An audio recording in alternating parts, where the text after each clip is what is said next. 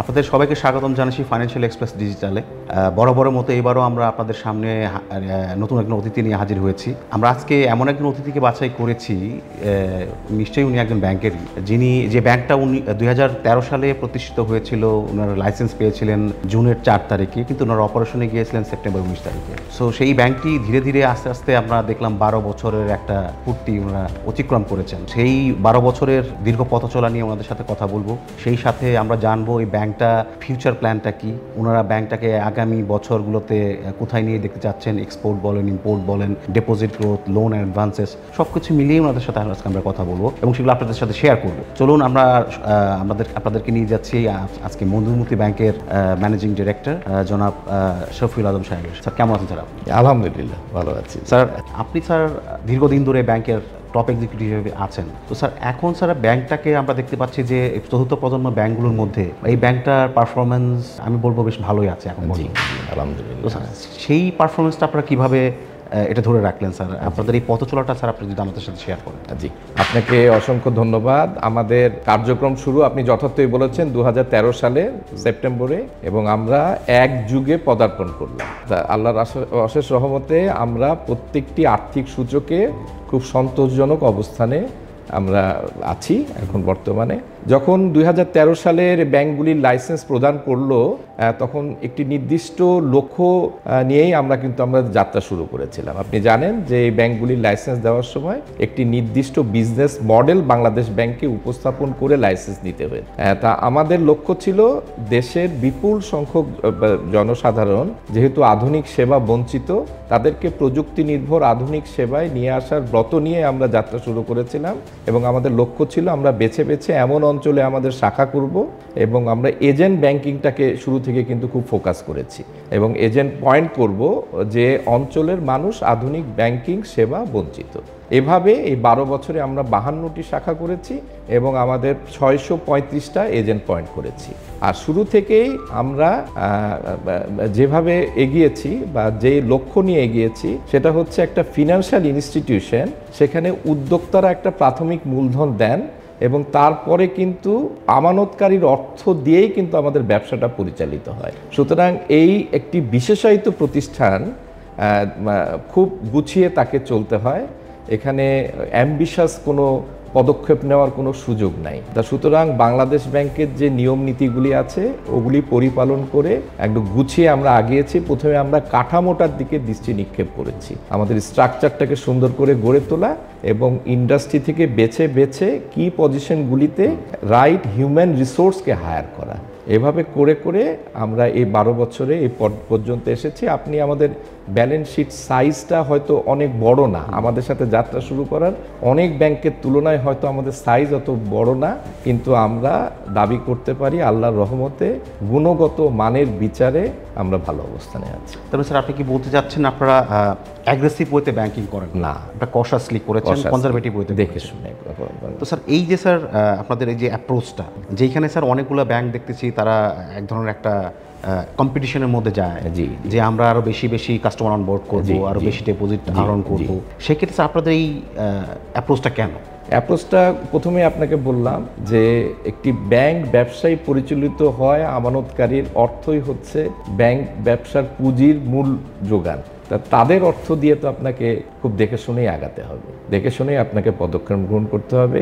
ঋণ প্রদানের ক্ষেত্রে আমরা খুবই সিলেক্টিভ, আমরা খুবই চুজি এবং খুব দেখে শুনে আমরা গ্রাহকদেরকে কিন্তু অনবোর্ড করি এবং ঋণ এন্ড ইউজ তার নিশ্চিত হচ্ছে কিনা এবং ঋণ প্রদানের পর যথাযথ তদারকি হচ্ছে কিনা, মনিটরিং, ফলো আপ, এগুলির ব্যাপারে আমরা খুব জোর দিই। আচ্ছা স্যার, এখন তো স্যার ব্যাংকিং সেক্টরে যদি আমি ওভারঅল ল্যান্ডস্কেপটা দেখি, দেখা যাচ্ছে একটা ভয়াবহ একটা টাইটনেসের মধ্যে দিয়ে যাচ্ছে ব্যাংকিং সেক্টরটা, বিশেষ করে 5ই আগস্টের পট পরিবর্তনের পর। এই সময়টার মধ্যে অ্যাজ এ সিনিয়র ব্যাংকার, যেহেতু আপনি দীর্ঘদিন ধরে ব্যাংকে আছেন, তো আপনার কাছে কি মনে হচ্ছে এই চ্যালেঞ্জটা আসলে ওভারকাম করার জন্য আপনাদের ব্যাংক এখন কোন বিষয়গুলোকে বেশি ফোকাস করছে, যাতে করে ফিউচার যে পটেনশিয়াল আছে সেটাকেও আপনারা এক্সপ্লোর করতে পারবেন, পাশাপাশি ফিউচার যে রিস্ক আছে সেটাকেও আপনারা অ্যাভয়েড করতে পারবেন। তো এই কনটেক্সটে স্যার আপনাদের আসলে এখন আপনারা চিন্তা ভাবনা কীভাবে করছেন আপনারা? এখন এক তো হচ্ছে আমাদের আমানতকারী যারা আছেন তাদেরকে সেবা দেওয়া বা আমানত বৃদ্ধির জন্য যা যা করা সেটার ব্যাপারে চেষ্টা, আর এক্সিস্টিং আমাদের যে পোর্টফোলিও আছে, আমাদের এক্সিস্টিং যে গ্রাহক আছে তার সাথে নিবিড় যোগাযোগ রেখে, এই সিচুয়েশনটা কিন্তু কোনো ব্যবসায়ীর জন্যই কিন্তু অনুকূল না।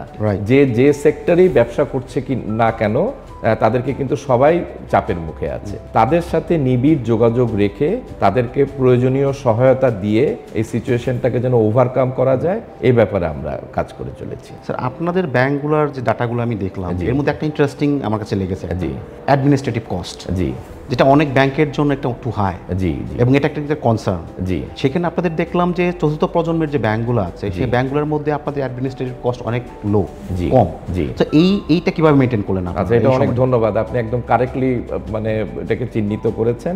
আমরা শুরু থেকেই আমাদের মানে খরচটাকে আমি বলবো মানে রেশনাল করা, অর্থাৎ যৌক্তিক পর্যায়ে যেন খরচটা থাকে, এই ব্যাপারে শুরু থেকেই আমরা মনোযোগী। এবং আমরা শাখাগুলি যে করছি, এই শাখাগুলি একদম বাংলাদেশ ব্যাংকের বিধিবিধান মেনে যতটুকু প্রিমিসেস নেওয়া প্রয়োজন ঠিক ততটুকুই নিচ্ছি। আমার প্রয়োজন আছে হচ্ছে 1200 স্কোয়ার ফিট, ফর নাথিং আমার 3000 স্কোয়ার ফিট নেওয়ার তো কোনো যুক্তি নাই। এবং সে খরচ ভাড়া নেওয়ার ক্ষেত্রে প্রপারলি বার্গেন করা এবং অভ্যন্তরীণ সাজসজ্জা যতটুকু না করলেই নয়। আমি একটি উদাহরণ দিলাম। এভাবে খরচের প্রতিটি ক্ষেত্রে আমরা খুব মানে এফিশিয়েন্ট ওয়েতে এটাকে ম্যানেজ করছি। এই জন্য আমাদের অ্যাডমিন খরচও কম এবং আমাদের কস্ট টু ইনকাম রেশিও যেটা 35% লাস্ট অডিটেড ফিনান্সিয়ালস অনুযায়ী, সেটা আমার যতটুকু আমার কাছে তথ্য আছে এটা ইন্ডাস্ট্রির মধ্যে লোয়েস্ট। স্যার এখন স্যার যদি আমি স্যার আপনাকে বলি স্যার, যেমন ধরেন আপনার তো পিডি ব্যাংক, জি, প্রাইমারি, পিডি ব্যাংকের তো স্যার একটা লিগ্যাল অব্লিগেশন আছে, তারা হচ্ছে গভর্নমেন্ট সিকিউরিটিজে পার্টিসিপেট করবে, তারা গভর্নমেন্টকে ফান্ড দেবে, জি। তো এখন তো স্যার পিডি ব্যাংকগুলো স্যার এর এগেনস্টে তারা বিভিন্ন ধরনের ফ্যাসিলিটি বাংলাদেশ দেখতে পাচ্ছে, জি, এর মধ্যে হচ্ছে asset liquidity support is one of them, জি। এবং এটা দেখা যাচ্ছে গত কয়েক মাসের যে আমি স্ট্যাটিস্টিক দেখছি, স্কিপস রাইজিং। বাংলাদেশ ব্যাংক এখন চিন্তা ভাবনা করতেছে যে এই এলএস সাপোর্টটাকে কিভাবে ডিসকার্ড করা যায়, যাতে করে যেহেতু এখন ডিভলভমেন্ট করছে না, ব্যাংক করছে না, তো যেহেতু এটা ডিভলভমেন্টের শর্তে এটা দেওয়া হয়েছিল, এখন ডিভলভমেন্ট করছে না গত 4-5 বছর ধরে, তো যার কারণে আইএমএফের একটা চাপ ছিল যে আপনারা এটাকে বন্ধ করেন, তা না হলে সব ব্যাংকের সাথে লেভেল প্লেইং ফিল্ড হয় না। তো সেক্ষেত্রে এটা যদি হয়, সেক্ষেত্রে আপনাদের চাপটা তো নিশ্চয়ই বাড়বে ফান্ড লিকুইডিটি ম্যানেজমেন্ট। সেক্ষেত্রে এটাকে মাথায় রেখে কি আপনাদের কোনো প্ল্যান আছে যে আমরা আসলে এটা অল্টারনেটিভ এরিয়াতে আপনারা কীভাবে ফোকাস করবেন যাতে করে এই বার্ডেনটা আপনারা মিনিমাইজ করতে পারেন? জি, এটা যথার্থ বলেছেন। এটা তো শুধু এককভাবে আমাদের ব্যাংকের উপর না, এটা ব্যাংকিং ইন্ডাস্ট্রির উপর। এবং আমি প্রথমে যে কথাটা বললাম যে আমাদের ট্রেজারি এটা একটা খুব গুরুত্বপূর্ণ ব্যাংকের একটা ডিভিশন, এখানেও আমরা খুব এফিশিয়েন্ট, আমাদের লোকবল আছে এবং আমাদের অ্যালকো মিটিং হয় প্রতিনিয়ত, এবং সেই মিটিংগুলিতেও এই বিষয়গুলি আলোচনা হয়। এক্সিস্টিং বাংলাদেশ ব্যাংকের কি রুলস আছে এবং কিছু ফোরকাস্টও তো তাদেরকে করতে হয়, এবং সেগুলি বিবেচনায় নিয়ে আমরা যথাযথ পদক্ষেপ নিয়ে রেখেছি। আমরা যেহেতু স্যার আমি সেন্ট্রাল ব্যাংকের বিভিন্ন ইস্যু নিয়ে কভার করি, প্রতিনিয়ত আমাদেরকে যেতে হয়, জি। তো একটা আলোচনা ছিল সেন্ট্রাল ব্যাংকের ভিতরে, সেটা হচ্ছে মধুমতি ব্যাংক, এটার তো একটা পলিটিক্যাল কানেকশন আছে, তো যার কারণে বলা হচ্ছিল যে এটার বোর্ডটাকে ভেঙে দিয়ে নতুন ব্যবসায়ী এখানে ঢোকানো, অনেক ধরনের আলোচনা ছিল। এটা এই মার্কেটে নিশ্চয়ই এটা স্যার একটা ইম্প্যাক্ট তৈরি করেছে ডিপোজিটের মধ্যেও। তো আমি যতটুকু জানি স্যার আপনাদের ব্যাংকেও অনেক বেশ পরিমাণে ডিপোজিট আউটফ্লো হয়ে গেছে, যেটা আপনাদের ছিল, বিশেষ করে আপনার ইনস্টিটিউশনাল যে ডিপোজিটগুলো আছে। তো সেক্ষেত্রে স্যার এই যে একটা কঠিন সময় আপনারা ছিলেন, চাপের মধ্যে ছিলেন, বিশেষ করে এই সমস্ত কারণে, তো সেই বার্ডেনটা মানে সেই সময়টাতে যখন ডিপোজিট আউটফ্লো হলো তখন তো আপনাদের লিকুইডিটির উপর চাপ পড়েছিল, তখন আপনারা স্যার কীভাবে এটাকে ম্যানেজ করলেন যাতে করে এক্সিস্টিং ডিপোজিটারও আস্থা না হারায়, পাশাপাশি হচ্ছে আপনার যে লিকুইডিটি চলে গেল সেটাও আপনারা ম্যানেজ করতে পারলেন? স্যার এটা অ্যাডজাস্ট কীভাবে করেন? আচ্ছা, আমি একদম খুব সুন্দর করে আপনাকে একদম স্পষ্ট করি। বাংলাদেশে একটি ব্যাংক যেভাবে পরিচালিত হওয়া দরকার, মধুমতি ব্যাংক শুরু থেকেই সেভাবে পরিচালিত হচ্ছে। বাংলাদেশ ব্যাংকের সার্কুলারে কিন্তু পরিষ্কার বলা আছে পরিচালনা পর্ষদ তারা কি কাজ করবেন, তারা পলিসি মেকিংয়ে থাকবেন এবং দৈনন্দিন কার্যাবলী পরিচালনা করবেন ব্যবস্থাপনা কর্তৃপক্ষ। মধুমতি ব্যাংক শুরু থেকেই বিধিবিধান মেনে এবং বাংলাদেশ ব্যাংকের নির্ধারিত যে নির্দেশিত যে পন্থা আছে সেই পন্থা অবলম্বন করেই পরিচালিত হচ্ছে। এবং তারই ফলাফল কিন্তু আমাদের লাস্টে 30শে ডিসেম্বর 2024 তারিখে যে অর্থবছর সমাপ্ত হলো, এই অর্থবছরে কিন্তু ইন্ডাস্ট্রির মাত্র 12-13টি ব্যাংক নির্ধারিত সময়ের মধ্যে হিসাব চূড়ান্ত করতে পেরেছে, তার মধ্যে মধুমতি ব্যাংক অন্যতম। এবং তার মধুমতি ব্যাংকের বেসিক কি ফিনান্সিয়াল ইন্ডিকেটরগুলি যদি আপনি দেখেন, সবগুলি কিন্তু ভালো অবস্থানে আছে। লাস্ট যে আমাদের অডিটেড ফিনান্সিয়ালস হয়েছে, সে ফিনান্সিয়ালসের উপর আমাদের এক্সটার্নাল ক্রেডিট রেটিং এজেন্সি যেটা ক্র্যাব, তারাও কিন্তু আমাদের রেটিংটা 1 নচ আপ করেছে, আমাদের এটাকে স্বীকৃতি জানিয়ে, যেহেতু ইনস্টিটিউশনটা ভালো মতো পরিচালিত হচ্ছে। তা আপনি যে প্রসঙ্গটি বললেন, ওই ঠিক মানে আগস্ট 2024 ওর পরে শুধু মধুমতি ব্যাংক না, ইন্ডাস্ট্রির অনেক ব্যাংকের কারণে বেশ কিছু ব্যাংকের উপর ডিপোজিট কিছু উইথড্র হয়েছিল, আমাদেরও কিছু উইথড্র হয়েছিল, দেয়ার ইজ নো ডাউট। কিন্তু আমরা কোনো ডিপোজিটারের চাহিদা মাত্র টাকা দেইনি এরকম না, যারা চেয়েছে আমরা দিয়ে দিয়েছি। এর ফলে কিন্তু আস্থাটা আবার রিগেন হয়েছে।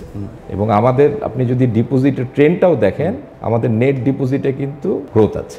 অর্থাৎ আপনি যদি ঠিকমতো আপনার অর্গানাইজেশনটিকে পরিচালনা করেন, ন্যাচারালি আপনার ফ্যাক্টস অ্যান্ড ফিগার্সই সেগুলি বলে দিবে, আপনার রেটিংই তাই বলে দিবে, এবং জনগণের আস্থা অটোমেটিক্যালি সেই প্রতিষ্ঠানের উপর অব্যাহত থাকবে। শুধু মুখের কথা এটা হবে না, আপনার কর্মকাণ্ড দ্বারাই জনগণের আস্থা চলে আসে। তারপর একটা রাইট পয়েন্ট রেজ করেছে, আস্থা।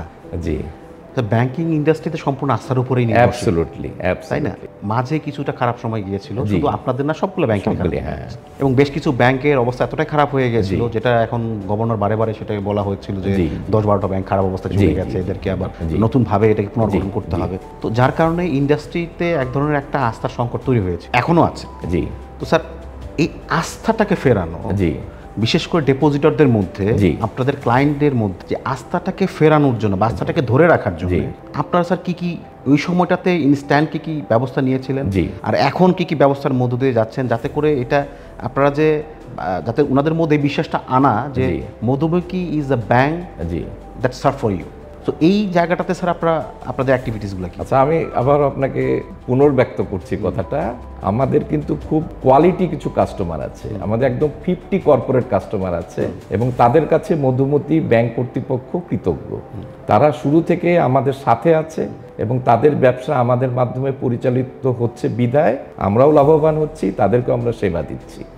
এই আস্থা নিয়েই কিন্তু আমরা এক যুগে পদার্পণ করেছি। কখনো মধুমতি ব্যাংকের উপর কোনো গ্রাহকের আস্থার কোনো বিচ্যুতি ঘটে নাই, এটা একদম ক্লিয়ার। পট পরিবর্তনের পর টোটাল ব্যাংকিং সেক্টরের কিছু ব্যাংকের সমস্যার কারণে ওভারঅল ব্যাংকিং সিস্টেমের উপরই কিছুটা চাপ আসছে, মানুষের চাপ আসছিল। তখন কিছু গ্রাহক হয়তো তাদের আমানত উইথড্র করেছিলেন এবং আমরাও তাদের চাহিদা মাত্র ডিপোজিট দিয়ে দিয়েছিলাম। তারাও যা বুঝতে পেরে পরবর্তীতে আবার ফিরে এসে আমাদেরকে ডিপোজিট রেখেছে। গ্রাহকের আস্থা অর্জনের জন্য আপনার মুখের কথা হবে না, আপনার কর্মকাণ্ড, আপনার ফ্যাক্টস অ্যান্ড ফিগার্স, এগুলি কিন্তু মানুষের মধ্যে আস্থা জাগাবে। আর তারা যদি সময় মতো তাদের টাকাটা চাইবে মাত্র পায়, ন্যাচারালি আস্থার কোনো মানে এখানে আস্থা তো থাকবেই, হ্যাঁ, অব্যাহত থাকবে। স্যার, আরেকটা জিনিস দেখলাম স্যার, আপনারা এত ব্যাংকিং সেক্টর একটা চাপের মধ্যেও বা আপনাদের উপরে বাইরের বিভিন্ন চাপের মধ্যেও আপনারা দেখতে পাচ্ছি, আপনার ইন্টারেস্টিং পার্ট আমি আপনার এই শীটটাতে দেখলাম, সেটা হচ্ছে আপনাদের নেট প্রফিট এবং অপারেটিং প্রফিট দুইটাও একটা সারপ্রাইজিং একটা গ্রোথ আমি দেখতে পাচ্ছি। পাশাপাশি আবার দেখতে পাচ্ছি এখানে আপনাদের কস্ট অফ ফান্ড অনেক কম। তো স্যার, এই প্রফিটটা এই সময় এই চাপের মধ্যে এই অনেক ব্যাংকই পারে নাই। অনেক ব্যাংকই ধরেন বলতেছে আমরা এত অপারেটিং প্রফিট করছি, কিন্তু যখন সব কিছু ক্যালকুলেট করে দেখা যায় যে তারা এখন নেগেটিভ আছে। তো সেইখানে আপনারা এত সারপ্রাইজিং। আমি একদম সুন্দর করে আপনাকে স্পষ্ট করে দিচ্ছি। প্রথমে কস্ট অফ ফান্ড, আমরা ওই ডিপোজিট মিক্সটাকে ফেভারেবল করার জন্য অনেক পদক্ষেপ নিয়েছি। যেমন আমাদের লো কস্ট নো কস্ট ডিপোজিটও কিন্তু খারাপ না, এবং সেটা অর্জন করার জন্য আমাদের বিভিন্ন কালেকশন অ্যাকাউন্ট আছে, আমাদের ইউটিলিটি বিল কালেকশন, এবং আমাদের বিভিন্ন গ্রাহকের আমাদের কালেকশন অ্যাকাউন্ট আছে। এবং আমাদের যখন নন ফান্ডেড বিজনেস করি, সেক্ষেত্রে যদি এক্সপোর্টার হয়, এক্সপোর্টারদের যে এফসি হেল্ড বা বিএলও ফান্ড, ওটা জিরো কস্টের। আবার যখন এলসি করি, এলসির মার্জিনটা জিরো কস্টের। এভাবে লো কস্ট নো কস্ট ফান্ডের দিকে ফোকাস করে ডিপোজিট মিক্সটাকে আমরা রিজনেবল রাখতে সক্ষম হয়েছি। এজন্য কস্ট অফ ফান্ডটা আমাদের রিজনেবলি কম, নাম্বার ওয়ান। নাম্বার 2 হচ্ছে সমসাময়িক ব্যাংকের তুলনায় আমাদের নন ফান্ডেড বিজনেসটা ভালো। আমাদের মতো ব্যাংকের, আমাদের সাইজের ব্যাংকের গত বছর আমাদের ইম্পোর্ট এবং এক্সপোর্ট হয়েছে 10,000 কোটি টাকার বেশি, তার মধ্যে এক্সপোর্টই হয়েছে বেশি, ব্যাংক গ্যারান্টি বিজনেসও হয়েছে বেশি। তো সুতরাং এখান থেকে ফি বেসড আর্নিং আমরা ভালো পেয়েছি। আর প্রথমে যেটা বললাম, আমাদের খরচটা কিন্তু কম, ওই যে কস্ট টু ইনকাম রেশিও, এসব কিছু মিলিয়ে আমাদের আলহামদুলিল্লাহ 2024-এ আমাদের নিট প্রফিট হয়েছে 126 কোটি টাকা। স্যার আপনি যেহেতু ইন্টারন্যাশনাল ট্রেডের কথা বললেন না, জি, আমি আবার স্যার ওই জায়গাতে ফিরে যাচ্ছি। ইন্টারন্যাশনাল ট্রেডের ক্ষেত্রে দেখা যাচ্ছে স্যার অনেক করেসপন্ডেন্ট ব্যাংক, বিশেষ করে দুবাই বেস্ট, মাশরেক থেকে শুরু করে অনেক ধরনের ব্যাংক, অনেক ব্যাংকের ক্ষেত্রে, বাংলাদেশের লোকাল ব্যাংকের ক্ষেত্রে তারা তাদের লাইন অফ ক্রেডিট কমিয়ে দিয়েছে এবং অনেক ক্ষেত্রে বন্ধও করে দিয়েছে। এখন আবার সেটা ওপেন হওয়া শুরু হয়েছে, যেহেতু আমাদের এক্সটার্নাল ইনফ্লো, আমাদের যে ডলার ইনফ্লো সেটা বাড়ছে, পাশাপাশি আমাদের রেমিটেন্স একটা প্রভাব রাখতেছে, সব কিছু মিলে ফরেক্স মার্কেটটা আমাদের একটু একটা ব্রিদিং একটা জায়গা আছে, ব্রিদিং স্পেসের জায়গা। তো সেই জায়গাতে আপনাদের ব্যাংকের কি অবস্থা? আপনারা কি এই ধরনের কোনো প্রবলেম ফেস করেছেন বিদেশি করেসপন্ডেন্ট ব্যাংকগুলোর জি, সাথে? আপনি খুব সুন্দর প্রশ্ন করেছেন। এই প্রশ্ন করার জন্য আপনাকে ধন্যবাদ। চতুর্থ প্রজন্মের ব্যাংকগুলির এটা কিন্তু খুব একটা মানে বলবো বাধা রাইট বা প্রতিবন্ধকতা মোকাবেলা করতে হয়েছে। আমার ব্যক্তিগতভাবে তৃতীয় প্রজন্মের ব্যাংকের একদম শুরু থেকে কাজ করার একটা সৌভাগ্য হয়েছে। ওই ব্যাংকটি যখন, অর্থাৎ তৃতীয় প্রজন্মের ব্যাংকটি যখন যাত্রা শুরু করলো, তখন খুব অল্প সময়ের মধ্যে কিন্তু মেজর ফরেন ব্যাংকের আরএমএ এবং আপনার ক্রেডিট লাইনগুলি মানে পেয়ে যাওয়া সম্ভব হয়েছিল। কিন্তু এই চতুর্থ প্রজন্মের ব্যাংকগুলি দুর্ভাগ্যজনকভাবে যখন যাত্রা শুরু করলো, তখন খুব দায়িত্বশীল জায়গা থেকে একটি কথা বলে দেওয়া হয়েছিল, রাজনৈতিক বিবেচনায় ব্যাংক দেওয়া হয়েছে। আমি এখানে আমার একটা মত আছে, রাজনৈতিক বিবেচনায় কখনো ব্যাংকের লাইসেন্স দেওয়া মোটেই উচিত না। একটি ব্যাংকের লাইসেন্স দেওয়া হবে কি হবে না, এটা বিবেচনায় আসা উচিত ওই দেশের অর্থনীতি বা ব্যবসার ওই সময়ে নতুন ব্যাংকের চাহিদা আছে কি নাই সেটার বিবেচনায় লাইসেন্স প্রদান করা উচিত। কারণ একটা দেশের ইন্ডাস্ট্রিতে যতগুলি ব্যাংক প্রয়োজন তার থেকে যদি বেশি দেওয়া হয়, ন্যাচারালি একটা আনহেলদি কম্পিটিশন সৃষ্টি হবে, এটা একদম পরিষ্কার। দ্বিতীয়ত হচ্ছে ব্যাংকের পরিচালকের ক্ষেত্রেও প্রপার স্ক্রিনিং হওয়াটা খুব জরুরি। ফিনান্সিয়াল ইনস্টিটিউশন কিন্তু উদ্যোক্তারা তারা একটি মূলধন প্রদান করেন বটে, কিন্তু একটি ফিনান্সিয়াল ইনস্টিটিউশন যাত্রা শুরু করার অল্প কদিনের মধ্যে 7-8 বছরের মধ্যেই তার কিন্তু ডিপোজিট হয়ে যায় 8,000, 10,000, 12,000। সুতরাং ডিপোজিটাররাই কিন্তু একটা ফিনান্সিয়াল ইনস্টিটিউশনের মেইন স্টেক হোল্ডার। সুতরাং ডাইরেক্টর নিয়োগের ক্ষেত্রেও স্ক্রিনিংটা খুবই যথাযথ হওয়া অপরিহার্য।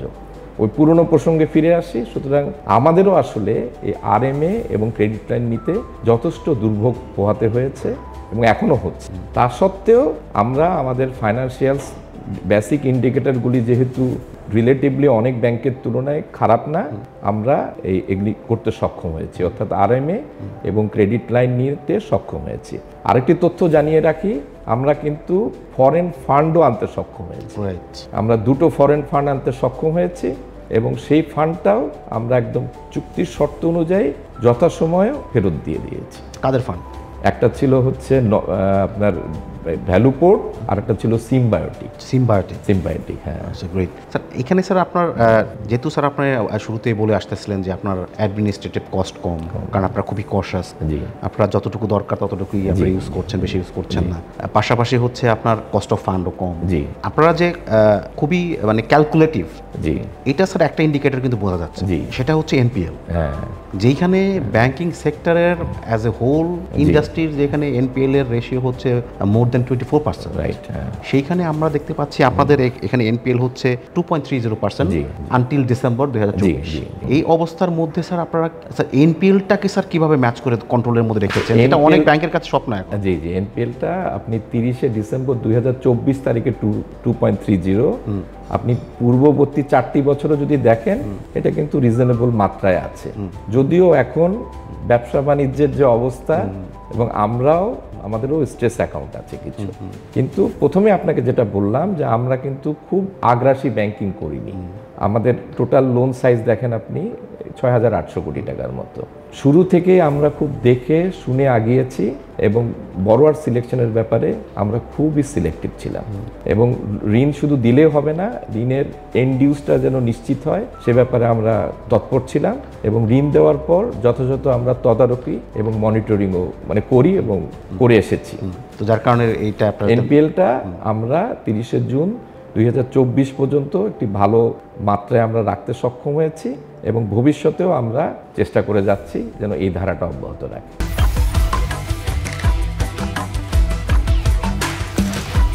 Bring the treat and split it up.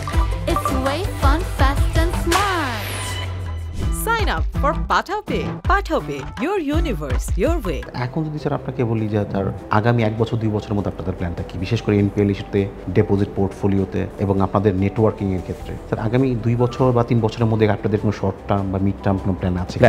Plan আছে হচ্ছে ঠিক যে পদক্ষেপ নিয়ে আমরা যাত্রা শুরু করেছিলাম, অর্থাৎ আমরা দেখে শুনে বুঝে সুন্দর করে গুছিয়ে আমরা গ্রো করব। ওরকম তড়িঘড়ি করে কোনো কিছু করব না। আমরা আমাদের শাখা, উপশাখা এবং এজেন্ট ব্যাংকিংটা সম্প্রসারণ করব। এবছর আমাদের পরিকল্পনা আছে শাখার সংখ্যা 60টাতে উন্নীত করা, মানে 8টি নতুন শাখা উপশাখা খোলা, এজেন্ট পয়েন্টের সংখ্যা 700তে উন্নীত করা। এখন আছে 635। এটা আমরা একটু বেশ আপনারা এজেন্ট ব্যাংকিং এ বেশি ফোকাস করছি। হ্যাঁ, মানে এটা কি শুধুমাত্র আপনাদের বিজনেস সম্প্রসারণের জন্য নাকি ফাইন্যান্সিয়াল ইনক্লুশন, একটা যেহেতু বাংলাদেশ গভর্নমেন্টের একটা মেইন এজেন্ডা এখন ফাইন্যান্সিয়াল ইনক্লুশন বেশি করে বাড়ানো, বিশেষ করে যেগুলো ব্যাংকিং সেক্টরের বাইরে আছে আনব্যাংক পিপল, সেটাকে আরো ব্যাংকে নিয়ে আসা? 100%। সবার আগে শুনেন, আমরা ব্যাংক, আমাদের ব্যবসায়িক চিন্তাভাবনা তো থাকবে, তারপরে দেশেরও তো চিন্তাভাবনা আমাদের করতে হবে। আপনি নিজেও আমার সাথে একমত হবেন, এই দেশের দেখেন সব কিছু কিন্তু ঢাকা এবং চট্টগ্রাম কেন্দ্রিক। ঢাকা এবং চট্টগ্রাম কেন্দ্রিক চিন্তা করলে তো আমাদেরকে হবে না। দেশের যদি প্রকৃত উন্নতি আপনি নিশ্চিত করতে চান, এই অর্থনৈতিক কর্মকাণ্ডটা গোটা দেশব্যাপী আপনাকে ছড়িয়ে দিতে হবে। আমাদের গত 15 দিন আগে আমি যশোরে গিয়েছিলাম এবং ওখানে আমরা একদম যশোরের প্রত্যন্ত অঞ্চলের তৃণমূল পর্যায়ের কৃষকদের মাঝে আমরা 10 কোটি টাকার কৃষি ঋণ বিতরণ করেছি এবং এই কৃষকরাই কিন্তু এই দেশের মানে অর্থনীতিকে টিকিয়ে রেখেছে।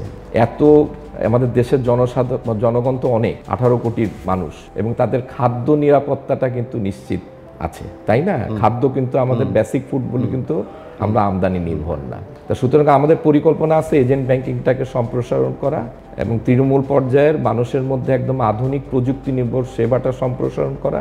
এজেন্ট পয়েন্টের মাধ্যমে আমরা ছোট ছোট করে ঋণ বিতরণ করব।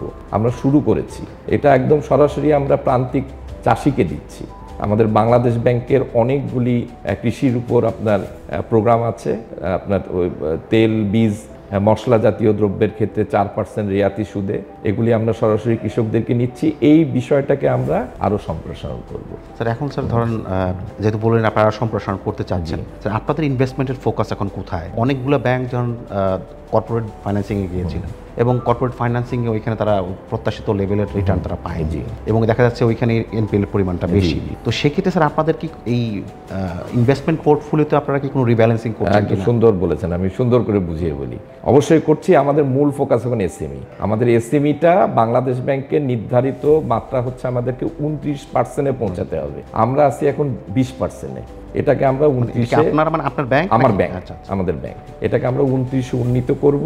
কর্পোরেটেও আমরা থাকবো, কিন্তু বড় ঋণ আমার যতটুকু সক্ষমতা, আমার ব্যালেন্স শিটের যা সাইজ, সেটা যা পারমিট করে সেটা বুঝে আমরা আগাবো।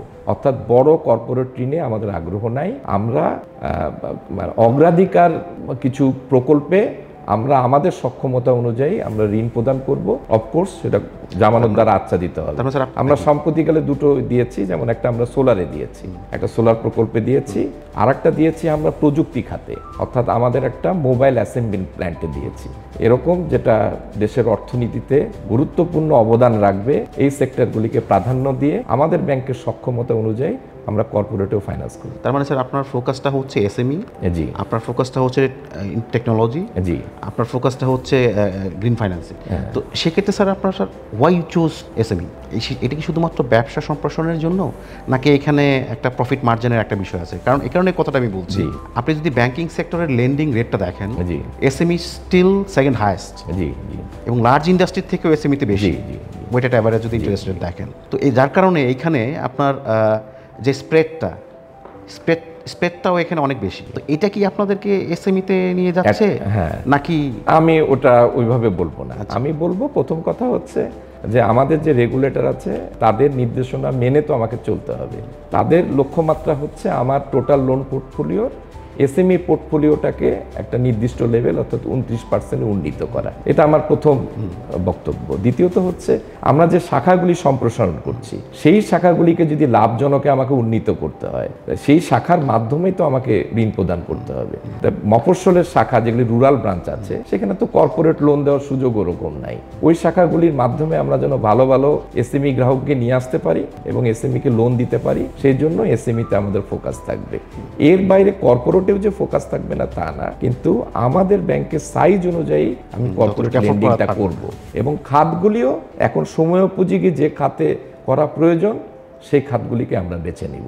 সাইজ হবে আমাদের ব্যাংকের যতটুকু সক্ষমতা আছে সেটা অনুযায়ী, আর সেটাও আবার আমরা জামানত দ্বারা আচ্ছাদিত করব। স্যার আপনার দৃষ্টিটা একটু আমি ফরেক্স মার্কেটে নিয়ে যেতে চাচ্ছি। ফরেক্স মার্কেট আরেকটা এরিয়া যেখানেও একটা ধরনের একটা টাইটনেস ছিল, যেহেতু আমাদের এক ফরেক্সের ডার্ট ছিল এখানে, তো সেইখানে অনেকগুলো ব্যাংক তারা এলসি ওপেন করে ফেলেছিল, যেহেতু তারা ঠিকমতো পেমেন্ট করতে পারে নাই, যার কারণে ইন্টারন্যাশনাল ব্যাংকগুলো একটু নেগেটিভভাবে এটা নিয়েছিল। তো আপনাদের ব্যাংকের ক্ষেত্রে কি স্যার ফরেক্স নিয়ে আপনারা কোনো সমস্যায় পড়েছিলেন? Never ever. একটু আগে আপনাকে বললাম প্রত্যেকটি প্রতিষ্ঠান এবং বিশেষ করে আর্থিক প্রতিষ্ঠান তার যত সক্ষমতা আছে সে সক্ষমতা অ্যাসেস করেই কিন্তু তার এক্সপোজার নেওয়া উচিত।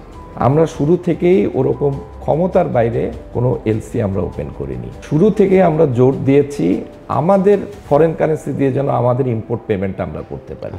একটু আগে আপনাকে বললাম আমাদের আমদানি থেকে কিন্তু আমাদের রপ্তানি বেশি, সুতরাং আমাদের এলসি পেমেন্টের ডলারের অভাবে এলসি পেমেন্ট করতে পারছি না, এরকম সিচুয়েশনের মুখোমুখি কখন আমাদেরকে। স্যার এখন যদি আপনাকে আমি এই যে 12 বছর আপনারা পাড়ি দিলেন, এই জার্নিটা নিশ্চয়ই খুব স্মুথ ছিল না, বাম্পি ছিল নিশ্চয়ই, উত্থান পতনের মধ্যে দিয়ে আপনারা আসছেন। এই জার্নিটাকে যদি স্যার আমি এক কথায় আপনাকে বলি যে আপনি এটাকে কিভাবে মানে মূল্যায়ন করবেন, বা আপনি কতটুকু হ্যাপি ব্যাংকের পার্সপেক্টিভে যে আপনারা যা প্ল্যান করেছিলেন সেই প্ল্যানের সাথে আপনারা কতটুকু যেতে পেরেছেন বা আদৌ পেরেছেন কিনা, সেই বিষয়ে আপনি কি বলবেন স্যার? ধন্যবাদ, আপনি একদম যথার্থই বলেছেন। এই 12 বছরের পথ চলাটা যে খুব মসৃণ ছিল এটা বলা যাবে না। নানা রকম উত্থান পতনের মধ্যে দিয়ে আমাদেরকে অগ্রসর হতে হয়েছে। 3-4টা ঘটনা না বললেই নয়। এক হচ্ছে কোভিডটা আমরা জানি শুধু বাংলাদেশ না গোটা বিশ্বের অর্থনীতিকেই কাঁপিয়ে দিয়েছিল। তারপরে রাশিয়া ইউক্রেন যুদ্ধ, বাংলাদেশে বিশেষ করে ডলারের একটা মূল্যের উত্থানের কারণে কিন্তু ব্যবসায়ীরা অনেক ক্ষতির শিকার হয়েছে।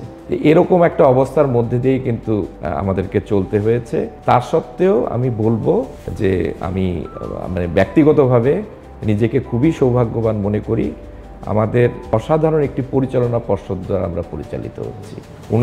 আমাদের প্রতি কোনো রকম কোনো অযাচিত হস্তক্ষেপ ছিল না, বরঞ্চ সবসময় আমরা সহযোগিতায় পেয়েছি।